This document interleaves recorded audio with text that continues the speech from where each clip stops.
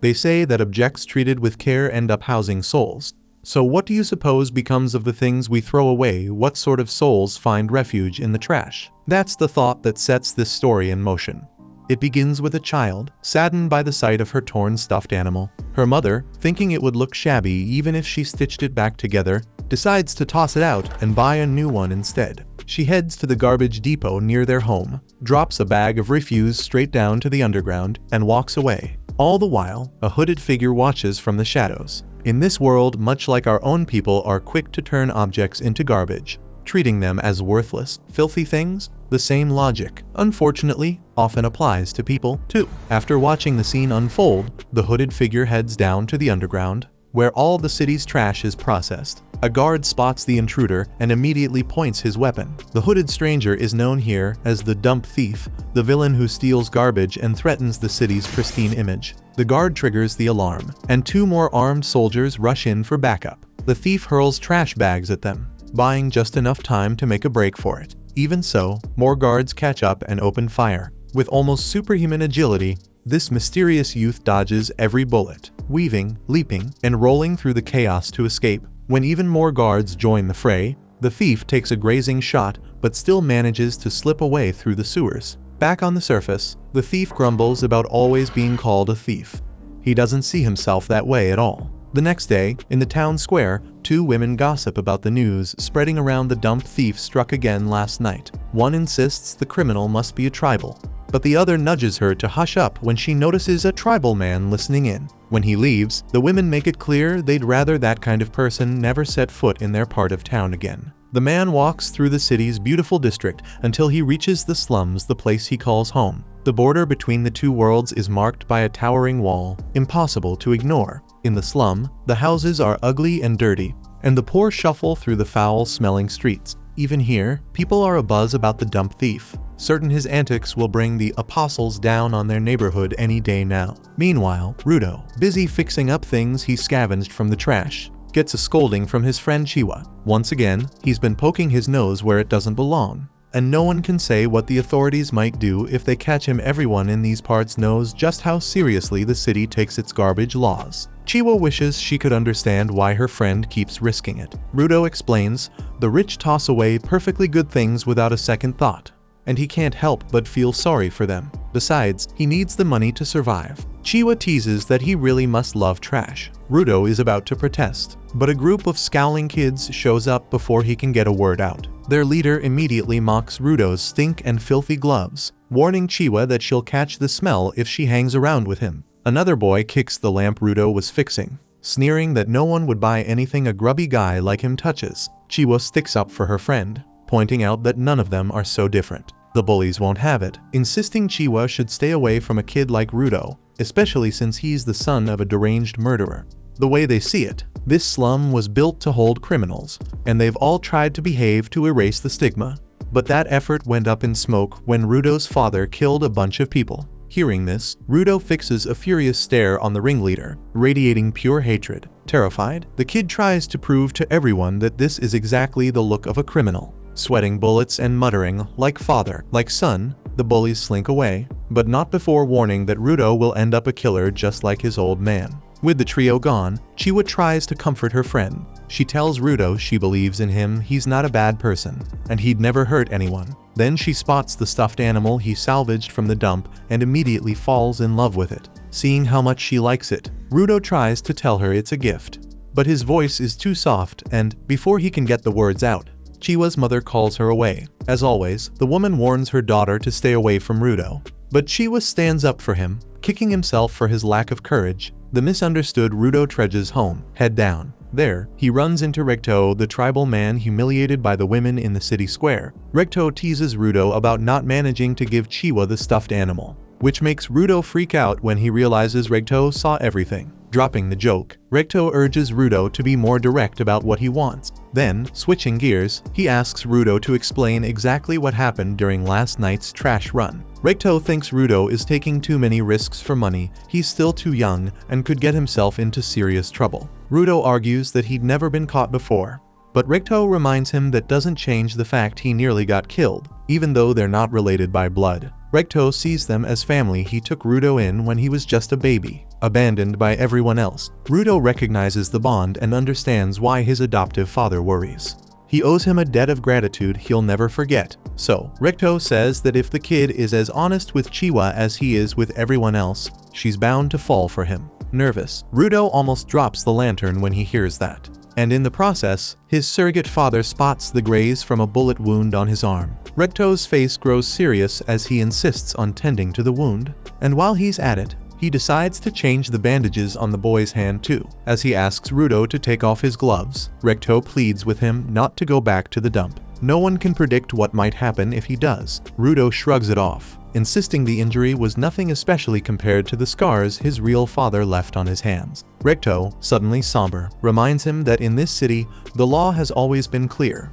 Anyone who commits a serious crime is sentenced to death on the spot and thrown into the abyss. That's where Rudo's father ended up. For that reason, Recto warns, the boy has to be extra careful not to meet the same fate. For as long as he can remember, Rudo's hands have been pitch black, marked by unbearable pain that would strike without warning, and by the looks of disgust people shot his way at how hideous his wounds were. The boy's mental state had already been shattered from a young age. Then, one day, Recto gave him the gloves Rudo still wears to this day. They were already old and worn out when he got them, but the pain started to fade little by little. Because of that, Rudo feels he owes this man a debt he can never repay. Finally, Recto teases his not-so-official son, telling him that if he really wants to win Chiwa over, he'll have to move fast, otherwise someone else will swoop in and steal that pretty girl away. With that in mind, he advises Rudo to finally give her the stuffed animal, and who knows, maybe even steal a kiss from the princess while he's at it. Of course, shy as ever, Rudo reacts a bit aggressively,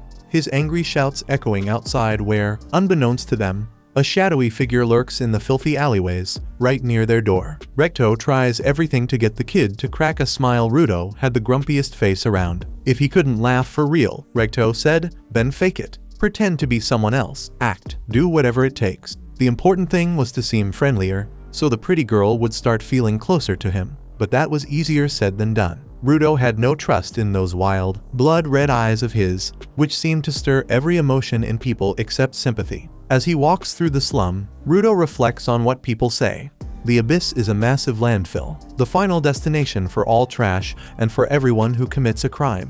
Speaking of which, the boy happens upon another city resident being sentenced in the most secluded corner of the favela, thrown forever into the pit alongside all the other waste just like his father, or so they say. As the criminal is condemned, the frenzied crowd around him chants over and over, "Into the abyss with the filth. Into the abyss with the filth." Right then, Chiwa jumps out and scares him half to death, leaving him flustered in front of the girl he likes. She explains that the ghetto was built on the city's edge, right next to the abyss, to remind the poor every single day that they, too, could end up in that pit if they slip up. Like it or not, if you live in the ghetto, you'll end up witnessing an execution sooner or later. And by the way, she says she doesn't want Rudo to be thrown in there and tells him he should listen to Recto more, because he cares about him too. Hearing the word too, Rudo figures Chiwa is hinting that she likes him as well. When he brings it up, they both get lost in an awkward, blushing back and forth until Chiwa notices the stuffed bunny in his hands. With nowhere to run, he gives her the toy, saying the bunny would be much happier with her than in the trash. Right after that, completely frazzled, he bolts off to tell Recto what just happened, dying to see his surrogate father's reaction. On his way back, he bumps into the apostles patrolling the slum again, making everyone nervous. Bursting through his front door, Rudo swears he saw Recto at the entrance only to realize, too late, that his dear friend was being murdered by the same mysterious figure who'd been stalking their home the night before.